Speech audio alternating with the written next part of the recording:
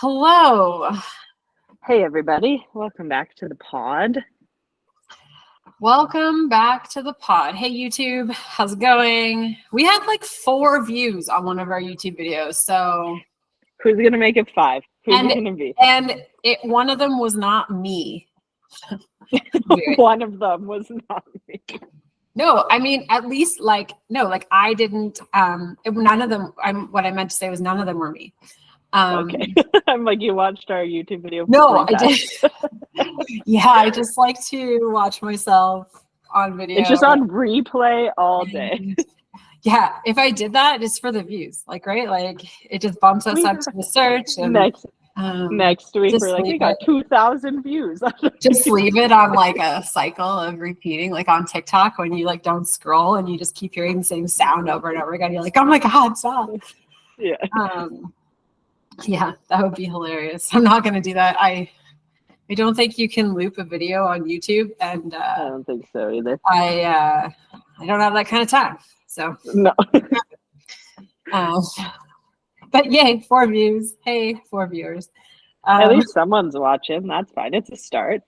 I mean, it's such a low effort to put the video recording on YouTube. But it really, I mean, if that's where people prefer to do, if that's how you want to watch your pods, cool. I think it defeats the purpose of a podcast, but that's just me. And Jill said we should do YouTube, and I was like, okay. It's just a thing. The other podcasters are doing it, so I was like, yes, we got to do it too. and you know how much we like to just go with the flow and follow the crowd, and they're doing it, so it must be great. But it literally doesn't take any more time, and I see the videos anyways because we're always on a call, so might as well you do something with them. But yeah, do you have a win for the week? Well, I don't have anything huge, but I got a couple. I was away this past weekend, and it was my first time I've gone away this summer. And I didn't have a freak out about being away. I have this weird thing about being bad about chilling the F out. Oh,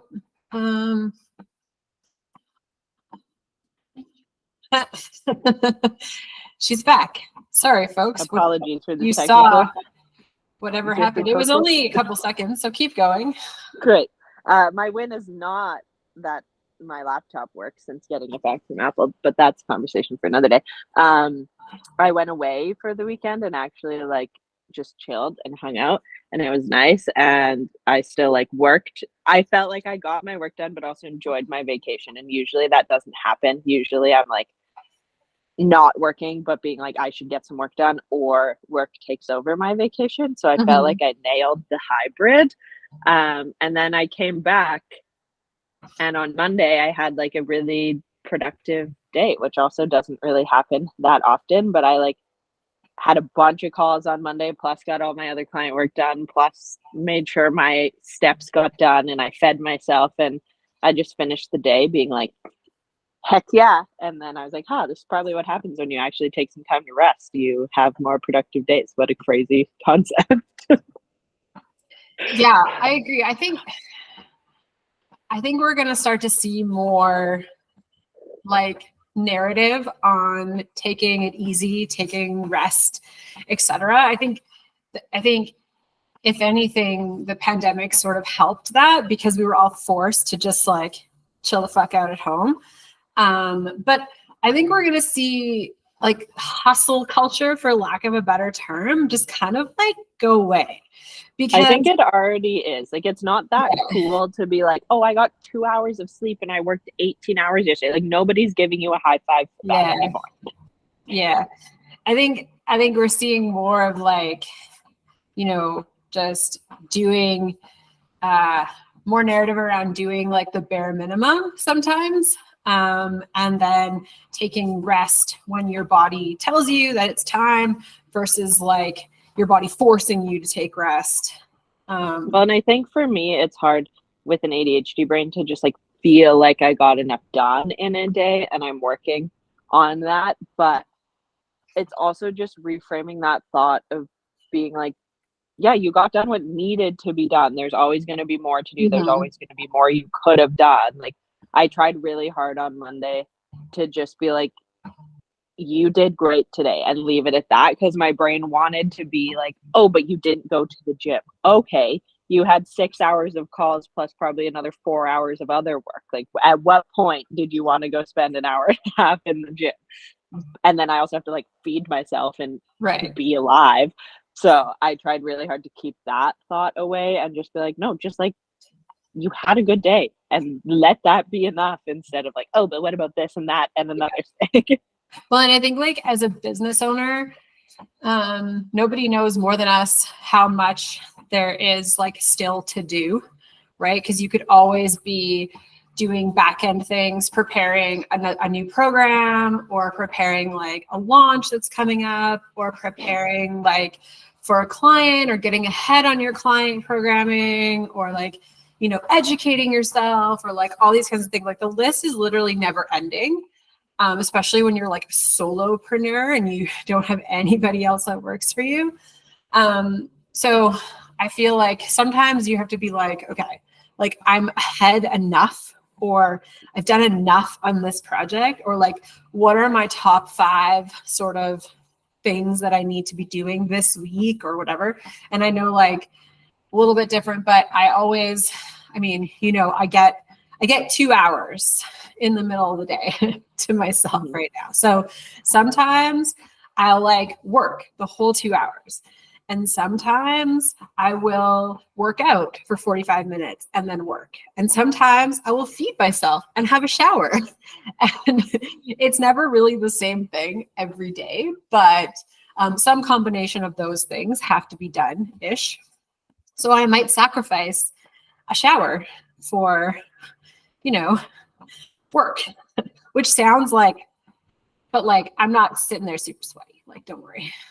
No, and I think it's just, yeah, my win is just feeling productive and being okay with that. And Yeah. I've been working really hard on being like, just let it be good enough. You're good. Stop thinking of the 14 other things you could have done. You did what needed to be done. Your work got done. You fed yourself. You took care of your dog.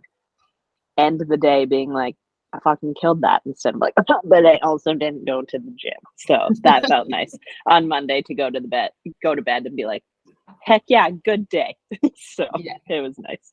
What is your win of the week? Okay, so very similar category in like the like it's enough. Is that so I had the first cyclocross races of the season on the weekend. But from Tuesday evening until Friday, I was sick with a sinus cold, thanks to my toddler. So Friday, I finally started to feel better. Races were Saturday, Sunday, and I was like, well, I guess we're racing. Haven't done anything for a few days. So Saturday, the smoke kind of rolled in the middle of our race, and I was like, can't breathe. This is terrible. And I was like, I have no energy. I don't know if this is like because I was sick or whatever, but it is what it is. I really wanted to quit on Saturday. Like, I don't usually tell myself like, hey, you can just stop riding or stop running or whatever. But I was like, okay, like you can stop. And then they said 1 lap to go. And I was like, oh, well, you might as well finish. And so my win is that normally I am a very competitive person to a fault. You know this. Normally I would be very disappointed with where my fitness is at and everything, but knowing everything that's going on right now, like doing some like a lot of business stuff, planning to launch my nutrition coaching intake, like parenting, you know, all those things. There has to be something in there that's not going to be 100%. And right now, that thing that's not 100% is my fitness. And to be like okay with that is kind of the win. So yeah, so like I'm just like, you did good enough with what you brought to the table, and like you didn't stop, which the other part of that was that I was like, oh my God, do not let your daughter see you quit when you're having a bad time, because that's kind of a thing, is like you're only allowed to quit on a good day, right? So yeah, so I guess my win was just like kind of a mindset shift of like, you know what, you showed up, it was good enough. You know that your fitness isn't where it would normally be right now, and yeah, you're doing other stuff in the background that is like the bomb. So And it got done. So and it got done. You still did it. You still did the thing. Anyways, so we did have some questions come through. Put up a question box. Had some DMs, if you will. Would you like to start with the deep, or would you like to start more superficial? Not that these are superficial questions, but I would like to start with the less deep. okay. So someone says, I feel like I can only focus on either nutrition or workouts. Doing both really well seems really hard. Why? Did we get a further explanation? No, but this is a client of mine. Okay. Can you share the... Tell you that this person is also a toddler parent. Okay. And has a busy life, is going through some family, just background stress, like potentially selling a house, maybe moving, family stuff always, right? And I feel like the conversation that like we just had is like, can be sort of broad-banded to this, is like what is good enough, right? And sometimes what I ask people is, and I ask somebody else, not this person, this, because I have another client who's returning to work after mat leave and feeling like somewhat of a failure. And what I asked her was, what is the bare minimum that you need to do so no one dies? And she was like, a little bit less than I'm doing right now. And I was like, cool. What does that look like? So I think that can be a really powerful question. And I don't think like no one dies is like a, nobody's really going to die, but like, if you have a job where you're like a teacher and you're like a perpetual overachiever, can you achieve a little bit less this first bit of school, right? Can you not go an hour before class starts? Can you go 20 minutes before class starts? Can you prep the bare minimum? I don't know. I was also going to say, what are you expecting out of yourself? Like if you're sitting there expecting to cook 3 times a day, every day, and work out for 2 hours, yeah, obviously that feels like way too much to get done. Can we prep our breakfast and lunch could be snack plates or protein packs, like homemade things like that? That doesn't involve this conversation I have with my clients all the time. You don't have to cook 3 meals a day every day. I cook 2 usually, sometimes 1, depending on what I'm up to, but not every meal needs to be this big, elaborate thing. And I think that takes a lot of pressure off of doing nutrition right when you understand that it doesn't have to be an hour of cooking at every meal or whatever it may be. So what expectations do you have set for yourself? Can we shift that to, I'm going to make sure I have a protein and a vegetable with every meal? That's probably a lot less overwhelming. Can we shift it to, I'm going to move my body intentionally in some way every day? That's probably a lot less overwhelming than I need to get a 2-hour workout in 7 days a week. So what are you asking of yourself, and does it actually line up with the time you have to put towards that? Yeah. And I think like reframing that, and we've talked about this when we talked about habit stacking and things like that, is like what is the bare minimum, right? And then can we build on that as you get into that routine and as things start to feel easy? Because after, let's say an arbitrary number like 3 weeks of I did intentional movement every day for 3 weeks, maybe I could add something else, right? Like as you come to that conclusion where you think and you feel like you could take on something else, then we can take it a step up. So starting at the bare minimum is not a bad thing. No, and I think I talk about this all the time too. We need to carve out the time for the habit in one way or another first. Maybe that's 10 minutes or 15 minutes. And then, like you said, we can always build on it. But if that habit isn't there in the first place, it's probably super unrealistic to say we need 4-hour-long workouts a day when we haven't even made 5 minutes for movement ever. Yeah.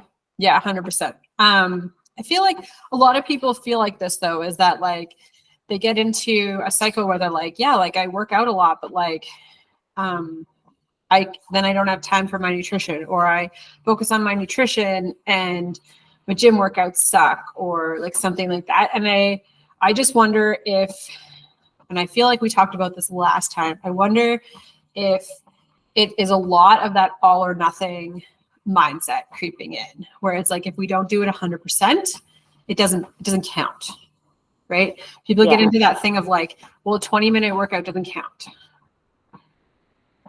And I think there has to be a happy medium. So if we're putting way too much focus on one, obviously the other is going to slip. Like we have to find that happy medium of like, what habits, what routines make me feel good about my nutrition, and what makes me feel good about my workouts. And by feel good, I mean ending the day being like, I did the thing today. It doesn't have to be I did the thing perfectly or I did the thing at the max effort I could have, but what is that bare minimum of this makes me feel good about my nutrition and this makes me feel good about my workouts, and when I have more space to build on those things, I will. Yeah, I agree. But it, like, I would say that you're to the listener. Hi. I know she listens all the time. Your feelings are totally valid, and I feel like you're not the only one. So hopefully that helped somebody else figure that out too. But this person is also going to start some one-on-one strength coaching with me, so that will be something we will be talking about. Yeah, and I think offloading where you can as well helps. If you have, I know in this economy, it's not everyone has a bunch of expendable income, but if you have the flexibility to offload getting a coach to do your nutrition or getting a coach to do your workouts, and then that's one less thing you have to think about. You just have to show up and do it. You don't have to also be like, okay, and then what am I doing and what weight am I lifting and blah, blah, blah, blah, blah. If you have that capability to offload, cool. If you don't have the capability to offload your fitness and nutrition, can you look at your day-to-day tasks and offload them to a partner, or if your kids are old enough to be helping, or things like that? Like I know, especially with moms, there's always a million things running in the background, but is there even a couple things we can offload to someone else in our life? Yeah, I agree. Okay, so next question is eating/cravings with period phases. I'm really feeling the luteal eat everything cozy right now. And I actually had a conversation with a client on a Monday, I guess, check-in day. And she was like, I'm feeling like with the cooler weather, I'm just like so snacky and so hungry and blah, blah, blah. And I was like, well, I think it's normal that when the cold weather starts, we sort of go into that like prep for winter, like mode where we're like, you know, we're craving those things that are cozy and warm. And I was like, why not plan a little bit or even have some in the freezer? Is that when it's cold out, you could have like chili for lunch instead of your salad. Doesn't that sound like comforting and like more satisfying than a cold salad on a cold, rainy day?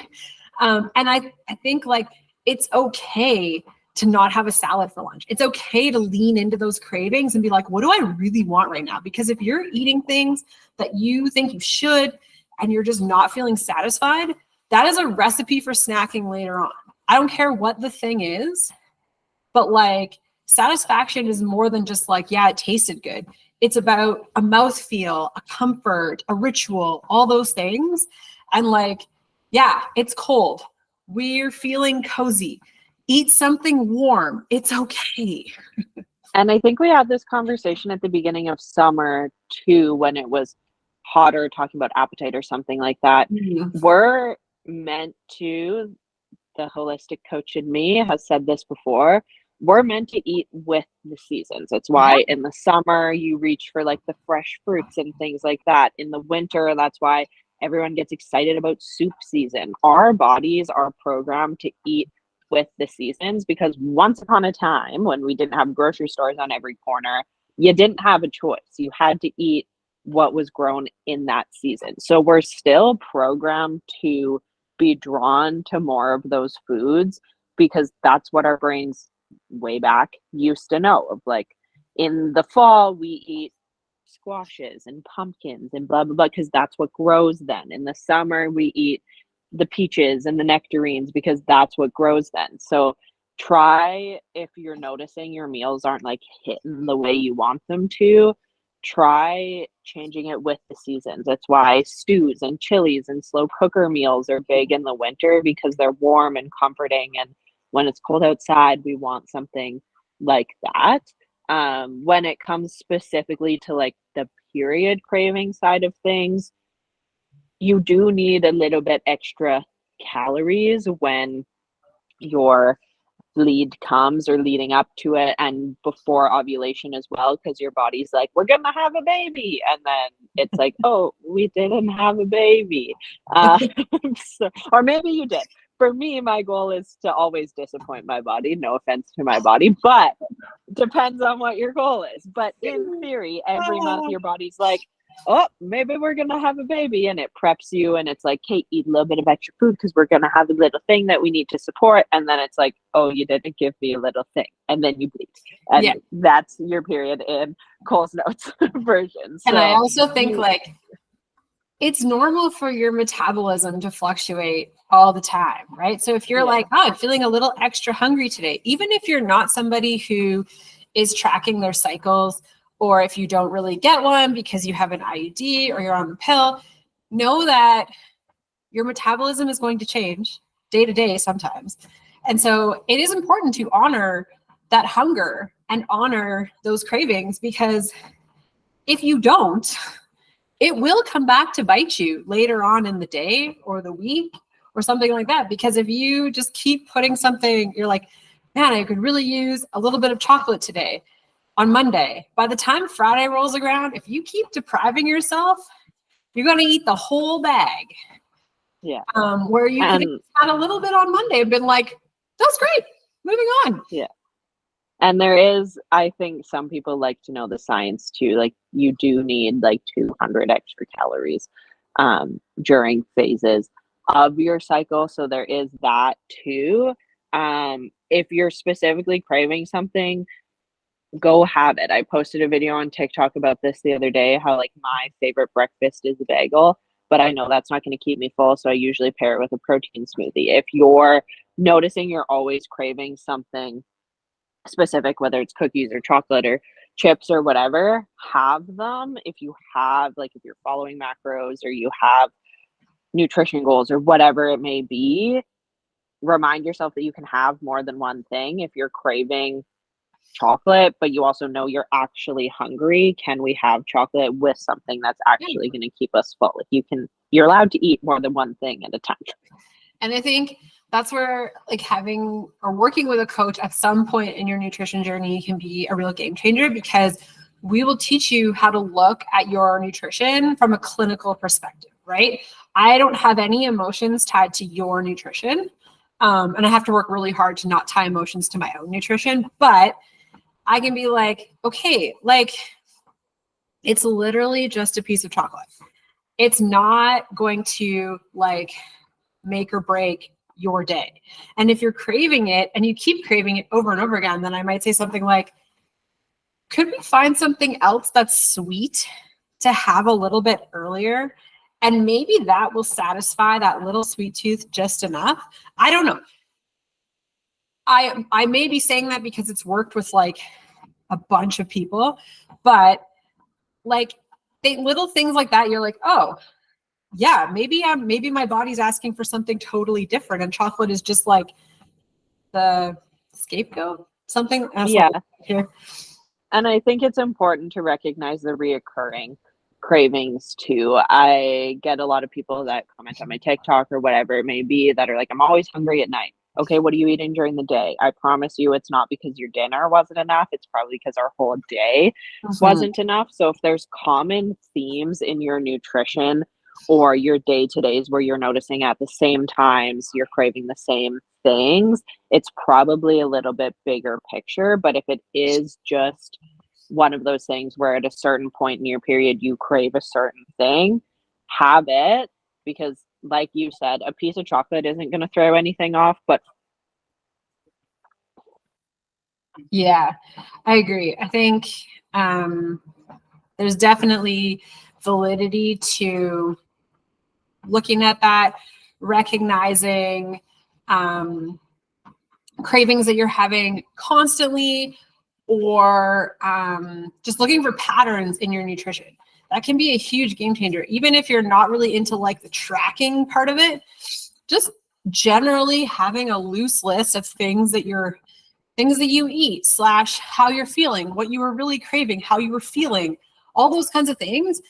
You can see patterns that you wouldn't be able to see just thinking back about it, because when it's in black and white in front of your face, you might feel a little bit differently, but it'd be like, hey, wait a second, there's a recurring theme here, and maybe we can change something to fix that. Without getting too specific anyways. I do think keeping some sort of food log at some point in your life is probably going to be helpful, because it's, like you said, it's hard to just look back and be like, what have I eaten for the last week? So if you can even just write it down for a week, if you're noticing something coming up with your nutrition. Every client that starts working with me keeps a food log for a week. It doesn't have to be weighed or tracked, but having a general idea of like, what does my nutrition look like on a day-to-day basis, I think is helpful for anyone.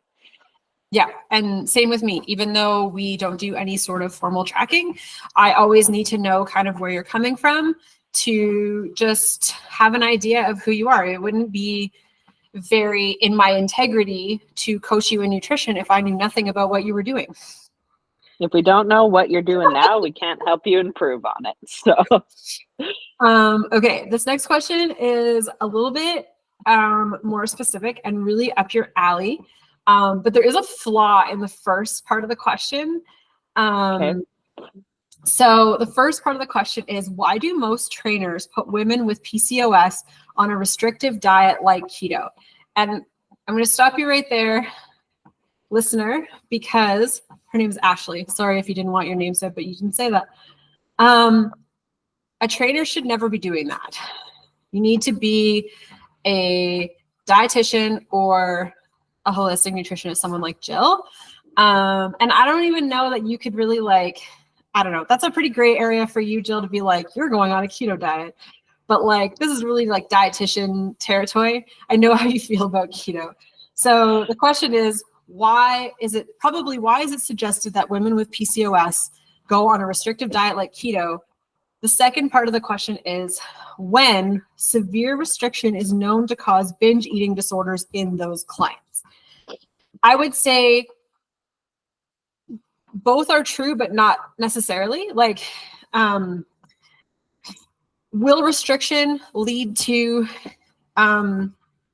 overindulgence? Probably at some point.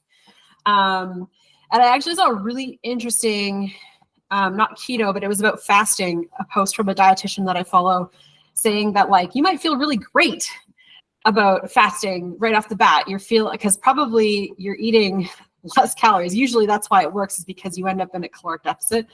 But what tends to happen is that you're depriving yourself of either, when it's intermittent fasting, you're depriving yourself of a meal in a certain period of time. YouTubers, you're in for a show, because Jill is in and out of this meeting.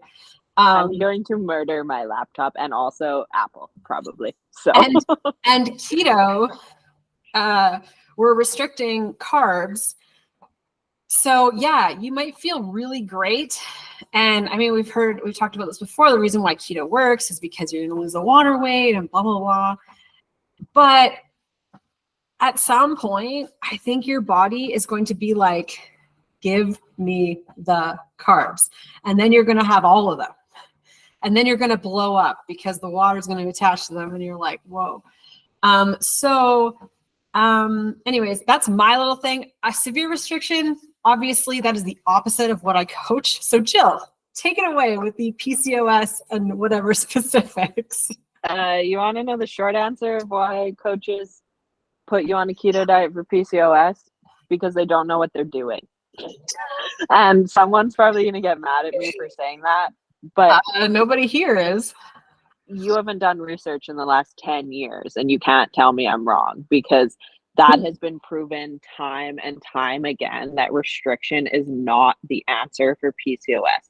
PCOS is an inflammatory condition for the most part. Everyone experiences it a little bit differently, but most of the time, the cysts and stuff like that cause inflammation. So the theory behind putting PCOS people on keto is it's reducing inflammation.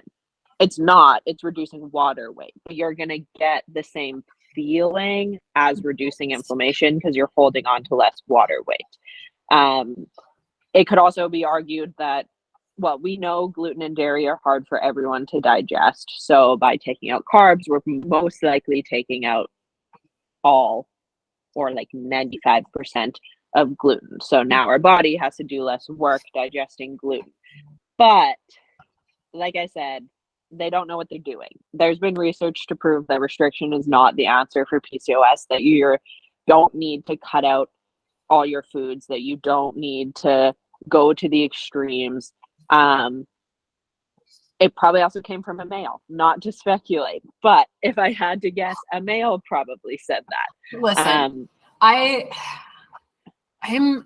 don't like putting like the gender differences out there, but if there's a dude trainer giving advice to women with PCOS or endometriosis or postpartum or pelvic floor, I would go the other way.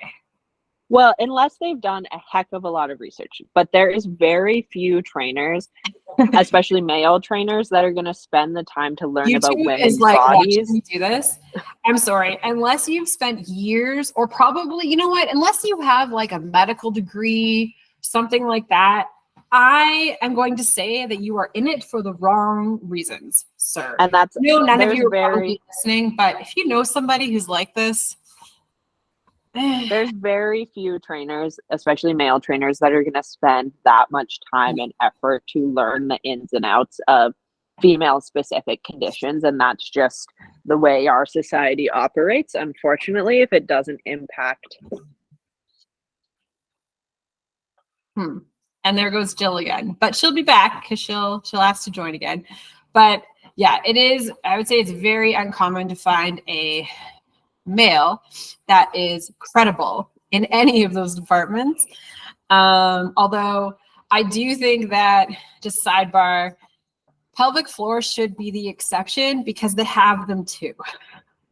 So they should be taking an interest in, if they're taking an interest in core, they should be taking an interest in pelvic floor because we would include the pelvic floor as part of the core. But as far as like the female identifying sort of disorders, we'll call them, like PCOS, endometriosis, there's just no way that they could ever be relatable on any level unless they're trans. In which case, if you're a trans woman, you're a woman, so that's fine. Or if you're a trans, like if you have the parts, this is gonna come off real bad. I think it's one of those things, not to say that I need to have PCOS to coach on it, but you need to have the knowledge of how that works. And I can say this because I work with a ton of clients that have PCOS.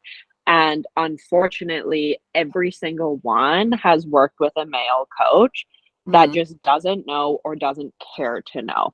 And I work with a client currently who I do their nutrition. They have a male trainer. Mm. Even though I know this male trainer, the time hasn't been spent to understand PCOS. So the workout program is not going to help anything. And having to explain why you can't do high intensity exercise should not be a thing. Your trainer should already know that. And if they don't, you shouldn't be working with them. So there's a lot around PCOS and nutrition and workouts. I would say workouts actually have a bigger impact on your condition than the food you're eating, because high intensity is not going to do any favors to inflammation. But you shouldn't have to be explaining to that. And if they don't ask about those things when they do your intake, you probably shouldn't be working with them. And on the other hand, if you're needing nutrition adjustments for PCOS, which everyone does, there is certain things you can focus on in your nutrition to better support PCOS. Look into things like a Mediterranean diet. High healthy fats, natural anti-inflammatories, olive oils, things like that are going to be your friend. But a Mediterranean diet does not cut out carbs. It might change the carbs you eat. They're going to be higher fiber, things like that. But it's not meant to get rid of carbs altogether. And even if your PCOS symptoms go away when you're keto, they're sure as heck going to come back when those carbs come back. And I don't think they're going to go away in the first place.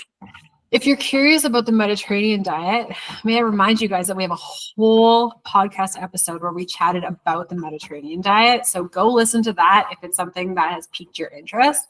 And can I just say that the sheer amount of men who don't understand a basic menstrual cycle, let alone anything to do with a uterus or anything down there, based on what I've seen in that department, if I had a problem in that uterus, I would not ask a dude.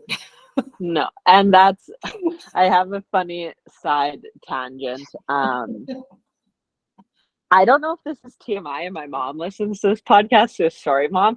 But it's even like a guy I've been hanging out with. He asked me the other day, he's like, oh, like, shouldn't you start bleeding soon? I'm like, bro, that happened like 2 weeks ago. And he's like, oh, really? And I'm like, men have no like timeline of how long things take in a woman's body. Like, I'm like, what do you mean? Oh, really? Like, it's been like 6 weeks. Like, I don't understand. So just like the fact that they don't even understand how often things come around, I don't know how much I would trust them to deal with a female specific issue. And if they can't understand that high intensity training is not ideal for PCOS, they definitely shouldn't be telling you what to eat or not eat. I do like small sidebar about dudes is like, I thought that my partner like was pretty okay, given that they have a medical background, being like ski patrol trained, given that we're trained to deliver babies in the unlikely event that that were to happen, and all that kind of stuff.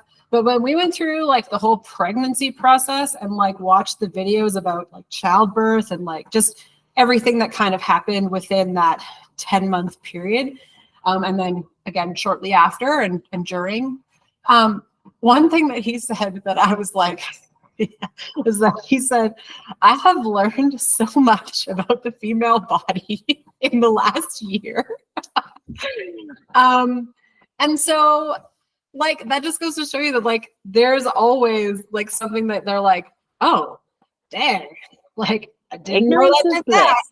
And if they don't have to learn about it, they probably won't, because no, but if you it doesn't impact them. Like, I don't think there's very many coaches that listen to this, but if you are, and I know that most of our listeners are female, but if you are working with a coach who happens to be a male and they haven't taken any interest in your past medical history that could entail endometriosis, PCOS, pregnancy, postpartum, you know, like a slew of other things, even just asking you if you happen to have a normal menstrual cycle then I would probably run away, because I would want to know that any client of mine was like relatively healthy and what state of life they're in to be able to manage a workload.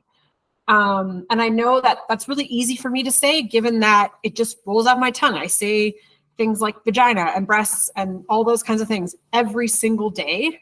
But if you work with clients that have them, it is your responsibility to learn about them, because you are responsible for that client's well-being. And that's my soapbox. If whoever sent in the question is dealing with PCOS, hence the question. Ashley, I believe it was. I assume you have some tie to PCOS, or the question probably wouldn't have been asked. I do share often if you need someone cool to follow who's very qualified to do it. Her handle is endocrine nutritionist. Her name's Emily. She's super cool. She helps with PCOS, weight management, fertility, all that kind of stuff. Her bio says we're here for a good time and a long time. So that's basically all you need to know. But she just made a whole post the other day about reversing your PCOS with olive oil. And it basically just speaks on the Mediterranean diet, which we've talked about before. But olive oil when you're cooking, fish a couple of times a week for your healthy fats and your omegas, nuts for your healthy fats every day, beans a few times a week, more veggies, more whole grains. So it's somebody who's qualified to help you manage your PCOS should be talking about things you can add to your diet rather than telling you what to take out. And I think that that is probably a good rule of thumb for a lot of people in the nutrition space. Most good people, good coaches aren't looking to take things away from you unless it's a medically necessary thing. Like if you truly have celiac disease, it's probably recommended that you don't do the gluten thing. But other than that, and that's a medical problem. So that's something that, and there is things when I do my client intake too, like there is things that we definitely want to reduce, but we all know about those already. Reduce caffeine, reduce processed foods, reduce blah, blah, blah, blah. We all know the things. So it's not usually overly helpful to be telling people what not to eat. When clients keep a food log for me, it's so that I can go through and help you add things to your diet that are going to help you get to where you want to be. And usually the things that we don't want as much of in there are going to fall off on their own because we have more of the foods we do want in our diets. So yeah, long story short, why are trainers recommending keto? Because they don't know what they're doing. And anybody can yell at me for that if they want, but I will die on that hill of, do you think keto is the answer for PCOS? You don't know what you're doing, and you shouldn't be working with people who have PCOS. Yeah, I agree. And I think that's a good place to wrap up, because I can see on my tiny little TV screen that my toddler is awake. So that means that my free time is over. She's ready to hang out. But if you have any questions, it's always cool to answer your guys' questions and what you want to know. We'll be back next week with a more like specific topic episode, but we love to answer your guys' questions, so we don't mind doing an episode that's just like random questions you have. I am okay with this turning into like coach's Q&A, because I feel like if these are questions you guys are having, you deserve the answers from people who are qualified to talk about it, that aren't going to be fear-mongering you into something like the keto diet. Yeah. So if you have any more questions, you can, there's a bunch of ways you can submit them. Okay. So you're welcome to go on Instagram, slide into our DMs. We're going to start putting up question boxes probably once a week. That one was really successful, and I just threw it up last night. That is at Lattes and Lifting Podcast, or me at JLike Fitness, or Jill at coachjill.april. The other way you can do it is, if you listen on Spotify, there's a place where you can respond to the pod. So you can just write in, the question is going to be like something like, what can we help you with? And you'll be able to reply to that question. The other way you can do it, and this is my favorite way, I wish it happened more often, but you can always leave us a voice memo. The link is in the show notes. Yeah. And I'm trying my very best to get a question box up there on Lattes and Lifting podcast every week. So make sure you keep an eye out for that. And we always appreciate a share, a like, a comment, a subscribe if you're hanging out on YouTube, just free ways that you can let us know you're listening, and a nice little thank you. A share. I think like sharing a podcast episode to your Instagram story is one of the most underrated ways to support a podcast, because maybe one of your friends will check it out. And if one more person listens, we're winning. Agreed. So that said, maybe send this to somebody who you think could use a little either tough love from us, or maybe could benefit from some of our answers. We would love to have more listeners. And if you haven't already left a review, either where you're listening or even on YouTube, I think you can what is the thing? Like, comment, subscribe if you're a YouTube thing. Yeah, we would love to have more listeners and hear from you guys. And with that, we will see you later.